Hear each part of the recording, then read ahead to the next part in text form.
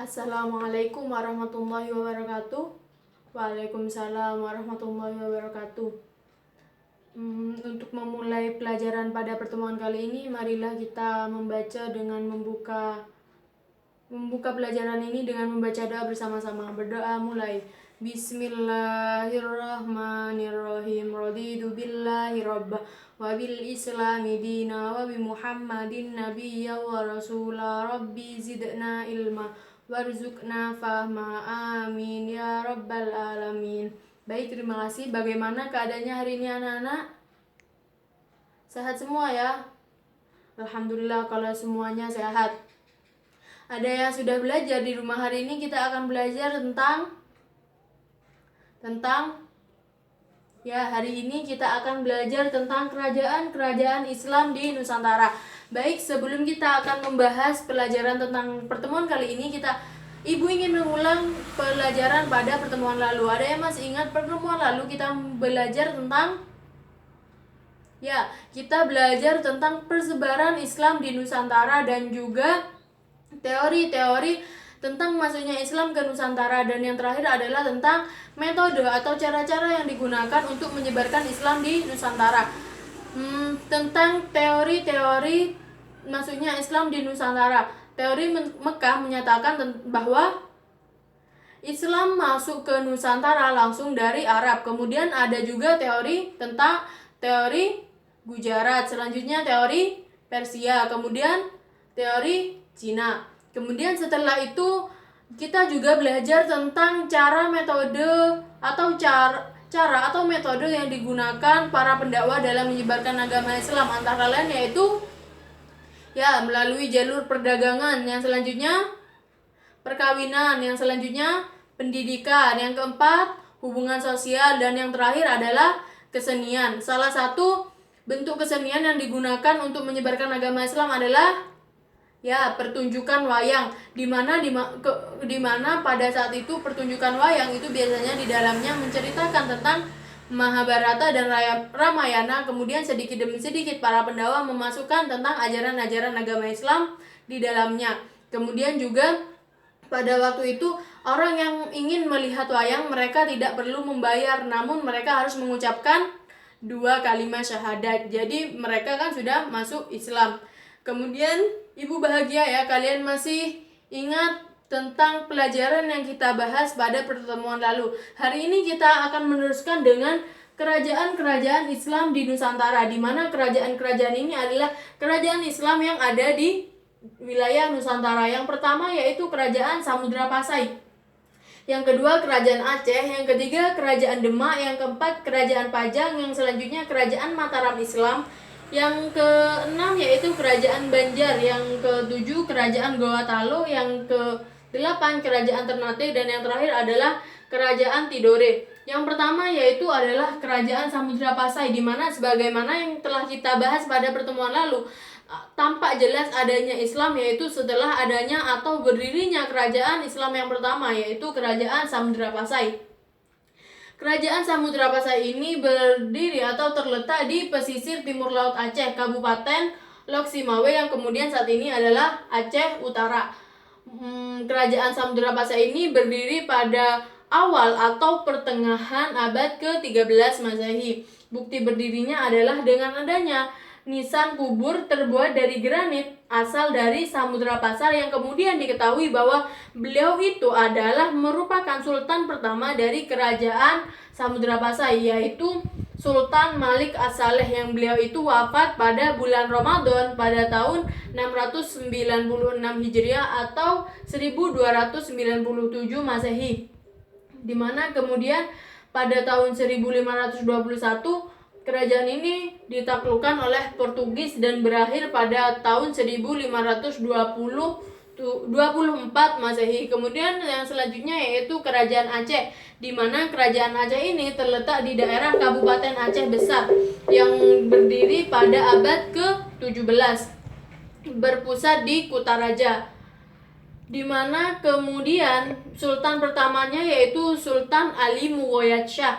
Beliau memerintah pada tahun 1514 sampai 1528 Masehi, di mana dasar kebesaran kerajaan ini adalah Sultan Alauddin Riayat Shah yang beliau bergelar dengan Al-Qahar.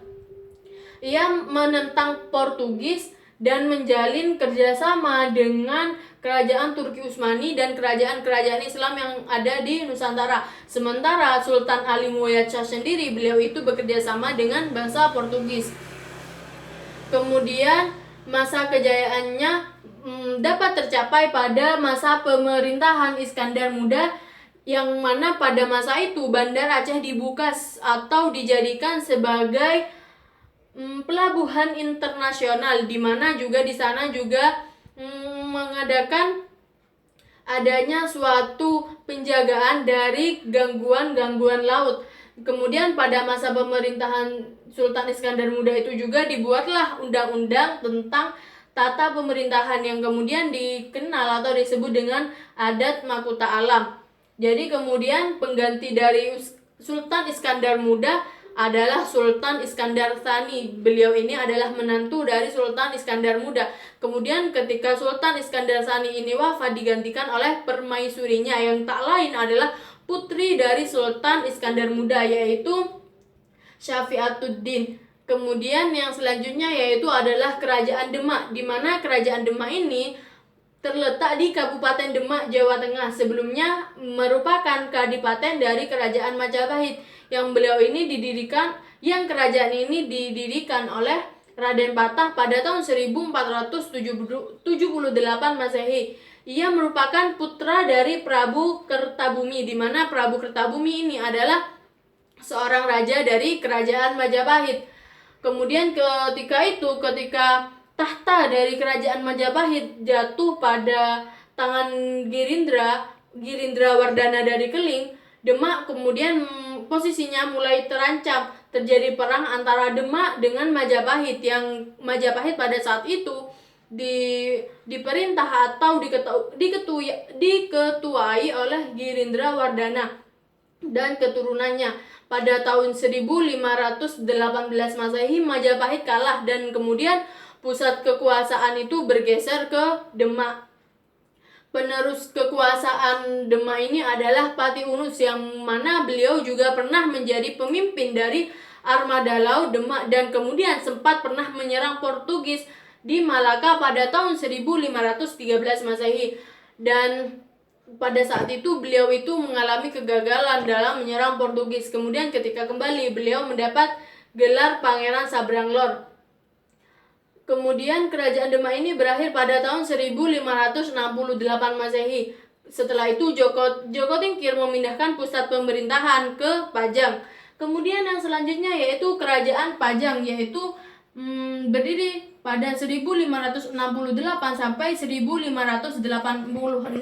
di mana Kerajaan Pajang ini terletak di daerah Kartasura, pedalaman Pulau Jawa. Sultan pertamanya adalah Jaka Tingkir dari Pengging di lereng Gunung Merapi, bergelar Sultan Hadiwijaya, yang beliau itu disahkan oleh Sunan Giri. Kemudian setelah beliau disahkan, maka beliau banyak mendapat dukungan dari berbagai wilayah dan juga berbagai tempat yang berada di wilayah Jawa. Setelah itu kemudian terjadilah sebuah perebutan kekuasaan. Setelah banyak terjadi perebutan kekuasaan, Pangeran Benowo atau putra dari Jaka Tingkir, beliau menyerahkan tahta kepada Sutawijaya. Kemudian di mana Sutawijaya ini memindahkan pusat pemerintahan ke Mataram. Kemudian setelah itu berdirilah Kerajaan Mataram Islam, yaitu pada abad 17 sampai 19. Di mana kerajaan ini berdiri pada tahun 1586. Sultan pertamanya adalah Sultan Wijaya, bergelar Senopati Ingalaga Sayyidin Panatagama, yang berarti panglima perang dan ulama pengatur kehidupan. Pusat kerajaan yang dimiliki oleh Kerajaan Mataram Islam yaitu di sebelah tenggara kota Yogyakarta, yakni Kota Gede. Mencapai masa kejayaannya pada masa pemerintahan Sultan Agung Hanyakrokusuma, yang beliau memerintah pada tahun 1613 sampai 1645 Masehi. Kemudian yang selanjutnya yaitu Kerajaan Banjar, di mana Kerajaan Banjar ini terletak di Pulau Kalimantan, tepatnya Provinsi Kalimantan. Pusat pemerintahannya yang pertama itu berada di daerah sekitar Kuin Utara atau Banjarmasin. Kemudian pada suatu waktu Kuin itu dihancurkan oleh Belanda, maka setelah itu dipindahkanlah pusat kekuasaannya itu ke Martapura, di mana kerajaan Banjar ini berdiri pada tahun 1526 Masehi dengan Sultan Syiriansyah Raden Samudra sebagai sultan pertamanya.